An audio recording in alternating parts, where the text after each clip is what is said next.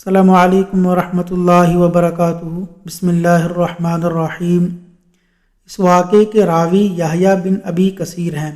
وہ بیان کرتے ہیں کہ جب سیدنا ابو موسیٰ اشعری رضی اللہ عنہ اور سیدنا ابو عامر رضی اللہ عنہ نے رسول اکرم صلی اللہ علیہ وسلم کی خدمت میں حاضر ہو کر اپنے اسلام کا اعلان کیا اور آپ صلی اللہ علیہ وسلم کی بیعت کی، تو آپ صلی اللہ علیہ وسلم نے ان سے دریافت فرمایا، تمہارے قافلے میں ایک خاتون تھی جسے فلاں نام سے پکارا جاتا تھا، اس کا کیا حال ہے؟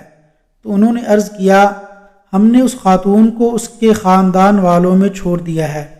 رسول اکرم صلی اللہ علیہ وسلم نے ارشاد فرمایا، واقعہ یہ ہے کہ اس کی مغفرت ہو گئی۔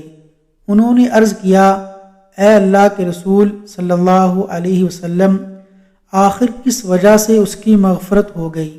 تو آپ صلی اللہ علیہ وسلم نے ارشاد فرمایا، ماں کے ساتھ اس کے حسن سلوک کی بنا پر۔ پھر آپ صلی اللہ علیہ وسلم نے فرمایا، اس کی ماں بہت بوڑھی تھی۔ ایک ڈرانے والے منادی نے اس کی قوم میں آواز لگائی کہ دشمن تم پر آج رات حملہ کرنے والا ہے، اس لیے تم بستی چھوڑ کر نکل بھاگو۔ چنانچہ وہ اپنی بوڑھی ماں کو پیٹھ پر لاد کر نکل پڑی۔ جب وہ تھک کر چور ہو جاتی تو اپنی ماں کو نیچے بٹھا دیتی، پھر اپنا پیٹ ماں کے پیٹ سے چپکا دیتی، ماں کے پیروں تلے اپنے دونوں پیر رکھ دیتی تاکہ ماں کے پاؤں شدید گرمی سے جھلسنے نہ پائیں۔ چنانچہ وہ عورت اپنے اس عمل کی وجہ سے نجات پا گئی اور اللہ تعالیٰ نے اس کی مغفرت فرما دی۔